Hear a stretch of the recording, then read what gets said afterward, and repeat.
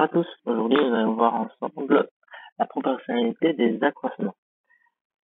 Jusqu'à présent, vous avez appris à repérer des situations de proportionnalité. Mais dans certaines situations qui ne sont pas proportionnelles, on peut quand même trouver une proportionnalité au niveau des accroissements. Pour trouver cette proportionnalité, il faut déjà savoir ce qu'est des accroissements et cette proportionnalité des accroissements. Pour vous expliquer ça, je pars d'un exemple où on parle d'un opérateur téléphonique qui propose un abonnement à 8 euros. Cet abonnement, y compris les SMS, les appels et ainsi de suite. Mais malheureusement, cet abonnement ne contient pas de crédit pour le data. Chaque mégabyte utilisé va vous coûter 2 euros. Donc, si vous êtes surfé sur Internet, à chaque fois que vous allez dépasser 1 mégabyte, vous allez payer 2 euros de plus. On peut, pour une situation de ce type-là, la représenter sous forme d'un tableau.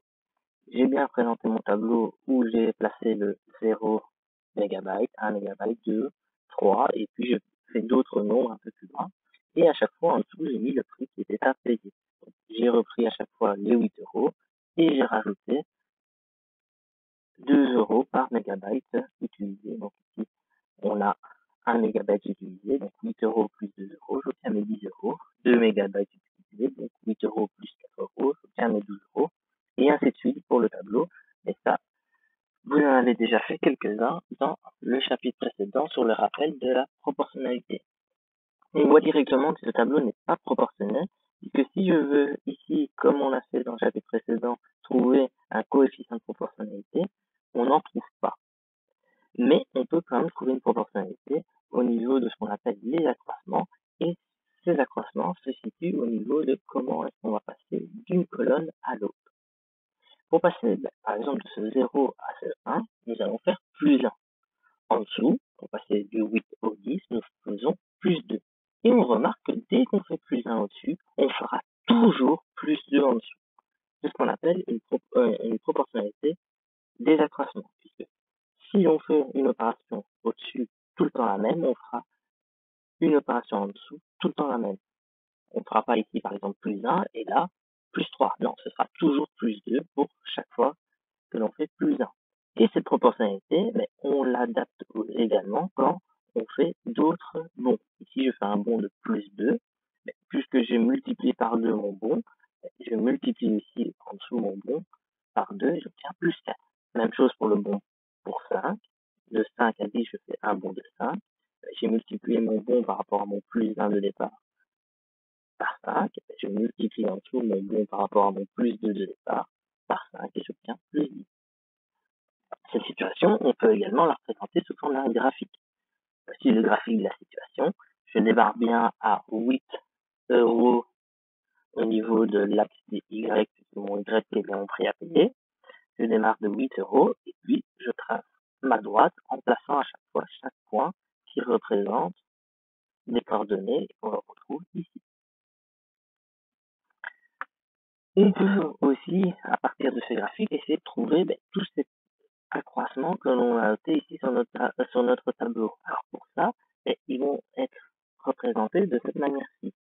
Vous voyez que j'ai fait un accroissement de plus 1 au niveau des X, au niveau des MB. Si j'ai fait cet accroissement, pour de nouveau me retrouver sur la droite, je dois faire un accroissement de plus 2. Et ainsi de suite. Et si on veut faire un accroissement plus grand, comme ici mon exemple où j'avais fait un accroissement de plus 2, et je vais faire plus 2, et je dois monter de combien pour obtenir me retrouver de nouveau sur ma droite, et je vais augmenter de plus 4.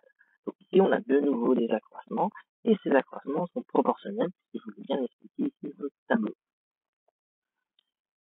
Il ne reste plus qu'à voir la formule. La formule, je vous la donne ici, où vous voyez que j'ai noté y est égal à 2x plus 8.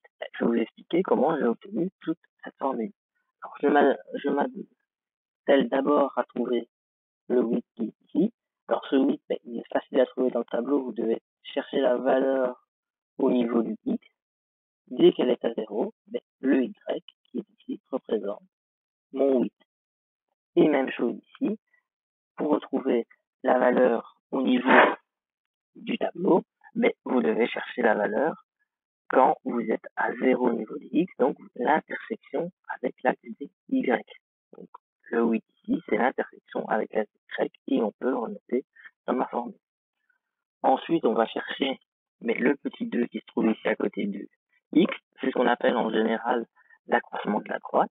Pour ça, on peut le trouver soit au niveau du tableau, soit au niveau du graphique. Au niveau du tableau, en fait, on prend chaque petit accroissement qu'on a fait ici et on le divise par l'accroissement qui correspond au niveau des x. Donc, je prends l'accroissement y divisé par l'accroissement x, je prends l'accroissement y divisé par l'accroissement x, je prends l'accroissement y divisé par l'accroissement x, et j'obtiens tout le temps 2. 2 divisé par 1, 2, 4 divisé par 2, 2, divisé par 1, 2. Et ce nombre que j'obtiens ici, on le note ici. C'est la même chose au niveau du graphique, puisqu'on a fait plus ou moins les mêmes calculs. J'ai bien fait un accroissement en x et un accroissement en y. Je les recopie en notant bien l'accroissement en y au-dessus et l'accroissement en x en dessous. Et je fais la même chose pour mon deuxième exemple ici. L'accroissement en y au-dessus, l'accroissement en x en dessous. Je fais mon petit calcul et j'obtiens mon 2. Et du coup, j'obtiens bien ma formule qui est ici. Et cette formule me permet d'obtenir le prix à payer en fonction des volumes en ND dépensés. Donc ceci est un exemple. Maintenant, on va essayer de synthétiser tout ça pour que vous puissiez le faire pour tous les exercices prochains que je vais vous proposer dans le cours. On aura donc une formule, un tableau et un graphique. Et vous allez à chaque fois avoir l'un ou l'autre et pouvoir retrouver les deux autres. Alors au niveau de la formule, vous voyez que la formule c'est y est égal à a x plus b. A et B, ce sont des valeurs que l'on va devoir à chaque fois retrouver ou que l'on va à chaque fois vous donner. Si vous devez, par exemple, tracer un graphique en fonction de la formule, sinon vous avez le graphique et je vais vous demander de retrouver le A et le B. Alors ces deux valeurs-là portent un nom. On a l'accroissement de la droite et l'intersection avec l'axe des Y. Ces deux éléments sont facilement retrouvables dans le tableau et dans le graphique. On va commencer à essayer de les retrouver dans le tableau, mais comme je vous l'ai dit tout à l'heure, l'intersection avec l'axe des Y, il faut que mon x soit égal à 0. Dès que vous trouvez la valeur 0 dans votre tableau, ou que vous écrivez votre tableau et que vous trouvez la valeur 0, vous allez pouvoir trouver l'intersection avec l'axe des x en prenant la valeur y qui correspond. Pour l'accroissement de la droite, vous allez devoir faire ces petits accroissements qu'on a fait tout à l'heure dans notre exemple. Vu qu'on sait que ces accroissements sont proportionnels, on n'a pas besoin d'en faire plusieurs. Vous en faites juste un pour les x et pour les y. Et on fait toujours bien attention qu'on note l'accroissement des y au-dessus, divisé par l'accroissement des x en dessous, et on obtient notre accroissement de la droite que l'on peut aller réécrire dans la formule. Il ne reste plus qu'à voir comment on trouve ces accroissements et ces intersections au niveau du graphique. Pour l'intersection avec l'axe y, c'est très facile. On regarde notre droite, elle coupe l'axe y en un point, et c'est ce point-là que l'on va aller renoter dans notre formule. Au niveau des accroissements de la droite, je vous l'ai déjà expliqué tout à l'heure, on va faire ici essayer de rejoindre deux points de notre droite, mais en utilisant ce qu'on appelle en général un petit triangle. Vous allez avancer sur l'axe des x, on va donc obtenir un accroissement en x, et avancer sur l'axe des y, on va donc obtenir un accroissement sur l'axe des y. On prend les deux valeurs qu'on a obtenues ici, donc on a bien relié ces deux points-là en formant un triangle, et je prends ces deux valeurs-ci, que je vais bien sûr diviser en faisant bien attention de garder l'accroissement en y au-dessus, divisé par l'accroissement en x en dessous, et j'obtiens ma valeur A, qui est l'accroissement de la droite que l'on peut aller retrouver dans la formule. Voilà, j'espère avoir été clair pour vous, et je vous invite donc maintenant à reprendre vos feuilles et à effectuer les exercices que je vous aurais demandé de faire. Au revoir.